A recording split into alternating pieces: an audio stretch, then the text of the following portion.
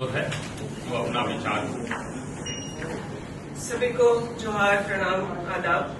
बहुत विस्तार से कांग्रेस ने इतिहास में महिलाओं के लिए क्या किया है उसको आपके समक्ष आदरणीय अध्यक्ष जी ने और विधायक दल के नेताजी ने रखा है।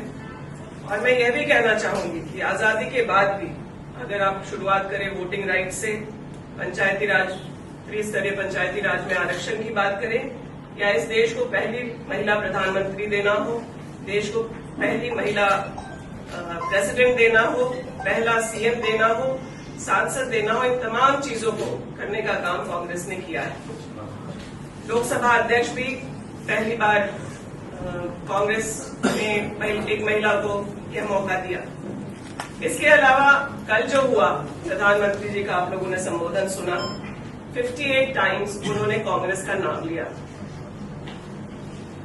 जब ये नारी शक्ति वंदन अधिनियम 2023 में पारित हुआ 21 सितंबर को, उसके बाद से लगातार महिलाओं में यह रोष था, खास करके जो राजनीतिक महिलाएं हैं उनमें विशेष करके, कि अगर इनकी नीयत साफ होती तो वो तत्काल प्रभाव से लागू होता। 2024 में महिलाओं को आरक्षण मिलता और वो लोकसभा और विधानसभा, आज कई राज्यों में चुनाव हो चुके, अगर 19 में नहीं भी किया इन्होंने तो कम से कम 24 में करते तो कई महिलाएं आज सशक्त आवाज बनकर के पार्लियामेंट और विधानसभा में अपनी बातों को रख रही होती। लेकिन इन्होंने 24 में नहीं किया, 29 में करेंगे कि 34 में करेंगे कि 39 में करेंगे, यह बातें भी साफ नहीं थी। बिना किसी बातों को बहुत दबाव बनाए पूरे विपक्ष ने महिलाओं की बात थी तो उसको सर्वसम्मति से पारित किया। इनकी मंशा साफ नहीं थी, इसलिए इन्होंने 24 में से लागू नहीं किया, अन्य राज्यों के लिए लागू नहीं किया और देर रात 16 अप्रैल को 2026 को इस अधिनियम को, जो पहले 23 में पास हो चुका था, उसको नोटिफाई किया।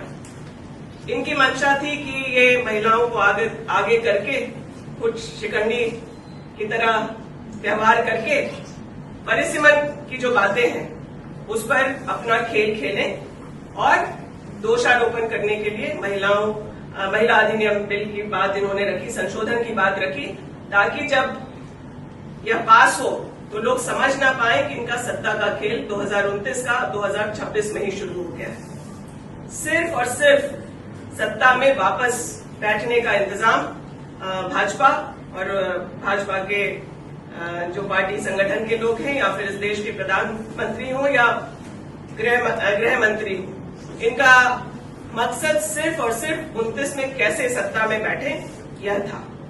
अगर यह नहीं होता तो ये पहले कास्ट सेंसस का इंतजार करते और उसके बाद सभी वर्गों का, SC ST की संख्या तो पता है, लेकिन क्या इस देश में ओबीसी की संख्या 50% से अधिक नहीं है? क्या इस देश के प्रधानमंत्री को नहीं पता? क्या वो सिर्फ ओबीसी का पूरा हिस्सा वो अकेले अपने और गृह मंत्री जी के लिए रखना चाहते हैं? उन्होंने ओबीसी पुरुषों के साथ हो या फिर ओबीसी की महिलाओं की बात हो, इन दोनों के मामले में उन्होंने सारा कोटा खुद के लेके रखने का काम किया है और अभी इनकी मंशा सही नहीं है। 2010 में राज्यसभा से कांग्रेस ने इस बिल को पास कराया था और लोकसभा में जब ये बात आई तो पहली बार चर्चा हुई कि कोटा विद इन कोटा की बात लोगों के बीच से उठ करके आई। 2011 के सेंसस में ओबीसी की गिनती नहीं हुई थी, तो हमारे पास बैकग्राउंड नहीं था कि जहां हम इन चीजों को ओबीसी के आरक्षण को सुनिश्चित कर सके। लेकिन 23 में जब यह विधेयक आया तो यह सोचते हुए कि जब सेंसस हो जाएगा तो ओबीसी को भी उसका प्रतिनिधित्व मिल जाएगा, यह सोचते हुए हम लोगों ने उसको सर्वसम्मति से लोकसभा में पारित किया और जिसको नोटिफाई करने के लिए इनको 3 साल लग गया। आज बिना कास्ट सेंसस कराए परिसीमन को लागू करके कैसे संघीय ढांचा को प्रहार करके संविधान को बदलने का जो ये षड्यंत्र इन्होंने किया था उसको विपक्ष ने धाराशाही किया। पहली बार 2014 के बाद इन्हें यह पता चला है कि विपक्षी एकता क्या है और ये खूब अच्छे से समझ रहे हैं कि हवा बदल रही है, देश का मौसम जो है वो बदल रहा है और लोग समझ गए हैं कि इन्होंने कोई भी वादा चाहे महिलाओं को किया हो किसानों को किया हो, मजदूरों को किया हो, किसी जाति धर्म के लोगों को किया हो, इन सभी मामलों में वो फेल है।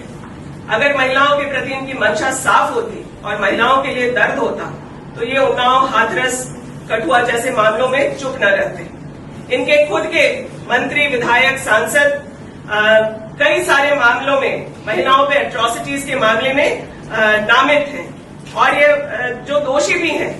और जब खिलाड़ी तक सड़कों पर रो के बिलक के प्रोटेस्ट कर रही थी तब भी इनके कान में कोई जू नहीं देगा। कल प्रधानमंत्री जी देश की महिलाओं से माफी मांग रहे थे, हाथ जोड़कर ऐसे मांगना ही चाहिए। मांगना चाहिए मणिपुर की आदिवासी महिलाओं से कि जिन्हें नंगे परेड कराया गया, उस समय इनका दिल नहीं पसीजा। और क्यों नहीं, मणिपुर जैसे मामले जब हुए तो अगर महिलाओं के प्रति संवेदना थी तो उस दिन राष्ट्र को संबोधित करते। इनका कल का भी संबोधन इनके षड्यंत्र को पर्दाफाश कर रहा है और कांग्रेस का डर, विपक्षी दलों का भय इन्हें कितना हो गया है वह सामने है।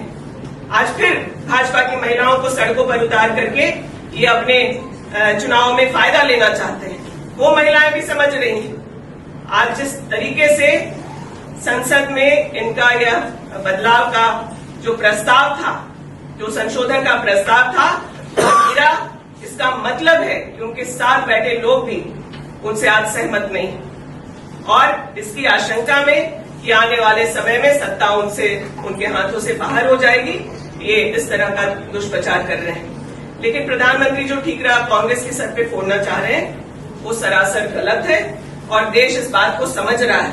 आज लोग घर से निकल करके कोई विपक्षी दल का ना भी जाएगा तो जानते हैं कि मोदी जी कल भी झूठ बोल रहे थे और आगे भी झूठ बोलेंगे। उन्होंने किसानों के मामले में झूठ बोला है, उन्होंने मजदूरों के मामले में झूठ बोला है, उन्होंने सैनिकों के मामले में झूठ बोला है और फिर से महिलाओं के साथ तो खास करके उनकी क्या नियत है ये सभी जानते हैं। जो अपने घर में महिलाओं को सम्मान नहीं दे पा रहा वो देश की महिलाओं को क्या सम्मान करने वाले हैं। तो इन्हीं सब बातों के साथ हम लोग आप लोगों के बीच है और ये जो भ्रम फैलाया जा रहा कि इसका विरोध विपक्षी दलों ने किया, कांग्रेस के माथे ठीकरा फोड़ा जा रहा है। मैं मीडिया के साथियों से कहना चाहूंगी कि 2023 में नारी शक्ति वंदन अधिनियम को सर्वसम्मति से विपक्ष ने सदन से पारित कराने में इस भाजपा की सरकार को सहयोग किया था।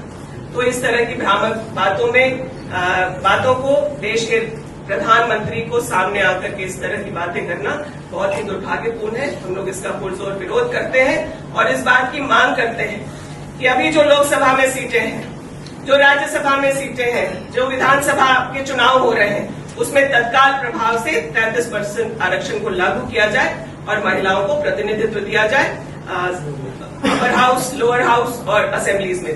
बहुत बहुत धन्यवाद।